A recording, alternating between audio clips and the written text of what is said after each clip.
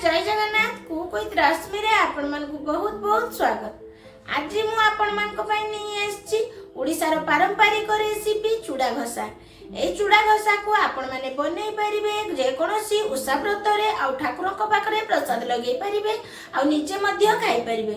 एबे तो गणेश पूजा आसुची तेनु ए गणेश पूजा रे आपण माने ए चूड़ा घसा को बनै परिबे। जदि आपण मानकु मोर ए रेसिपी टी भलो लागे ताहले प्लीज वीडियो टी को लाइक करिवे शेयर करिवे चैनल रे नुआ थिले चैनल को सब्सक्राइब करि देबे आ पाखरे थिबा बेल आइकन को क्लिक करि देबे जहा द्वारा मोर नुआ नुआ वीडियो रो नोटिफिकेशन आपण पाखरे प्रथमे पहुंचीबो। चलंतु ताहले रेसिपी स्टार्ट करी। चूड़ा घसा बने पई देखंतु मु एटी गुटे बड़ थाली नै जाईची सेति रे 2 कप आमे चूड़ा दबा। चूड़ा देखंतु एमती मु धला चूड़ा नैची आ पूरा पतला वाला चूड़ा नैची जहा द्वारा यार टेस्ट भल आस्ता है किंतु आपण मानक पाखरे जे कोनोसी चूड़ा थिबो सेही चूड़ा रे आपण माने याकू बनै परिबे। प्रथमे आमे चूड़ा को गुंड करि नबा तेनु देखंतु मु गुटे ग्राइंडिंग जार रे प्रथमे गोटे कप चूड़ा दे देई ताकू भल भाबरे आमे गुंड करि नबा। देखंतु मु ए चूड़ा को गुंड करि नैची किंतु पूरा पाउडर भलिया बनी नाही कि बिल्कुल भी खंड खंड नाही ए भलिया टिके दरदरा करके कुटी नबा।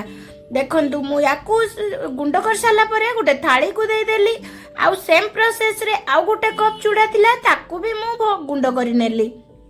एबे आमे सब चूड़ा को गुंड करि नैचे। एबे एथिरे आमे 2 चामच गुआ घियो दबा आ घियो सहित आमे चूड़ा को भल भाबरे घसी नबा।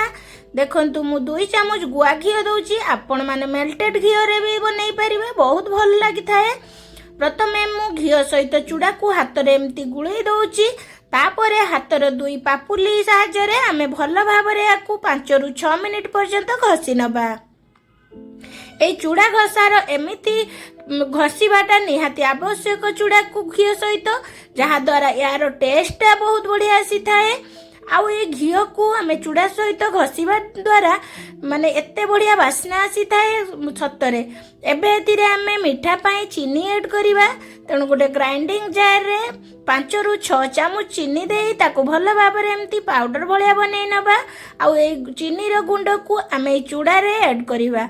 एबे एतिरे 4-5टी अलैच आउ 7 रु 8टी गुलमरीच रो गुंड बनै नबा आउ ताकू भी एतिरे देई भल भाबरे याको गुळै नबा। अलैच आउ गुलमरीच रो गुंड दबा द्वारा यार गोटे बढ़िया फ्लेवर आसी थाए आउ गोटे बढ़िया वासना लागि थाए। प्रथमे आमे याकू भल भाबरे गुळै नबा आउ किछि समय।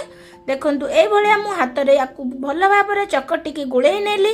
एबे एतिरे आमे किछि फळ ऐड करिबा। एबे एतिरे मु फाळे नडिया को कुरी की देई दउची आ फळ रे देखंतु मु किछि कटा सेव नउची आ किछि एटी मु डाळिंबर मंजी नउची आ याकू भल भाबरे आमे चूड़ा सहित गुळै नबा।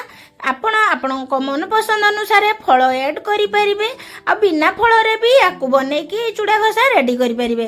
एबे देखंतु चूड़ा घसा पूरा रेडी हे गलानी याकू आमे गोटे थाली को बाहर करि दबा। देखंतु मु गोटे एडी पित्तल थाली नैची सेइतिरे आमे चूड़ा घसा को देई दबा आ ऊपर आ टिके भल देखा जिबा पई एडी मु नडिया खंड को एम्ति देई दउची आ किछि डाळिंबर मंजी को ऊपर एम्ति टिके स्प्रेड करि नउची। आउ आपण माने याको प्रसाद हिसाब रे जदी बनाउचंती ताहले ऊपर गोटे तुलसी पत्र दे देले बहुत बढ़िया लागिवो। देखंतु एबे रेडी हे गला हमर चूड़ा घसा। आपण माने भी एई गणेश पूजा रे एमिति चूड़ा घसा बनांतु आ भगवान को प्रखरे प्रसाद बने के दियंतु।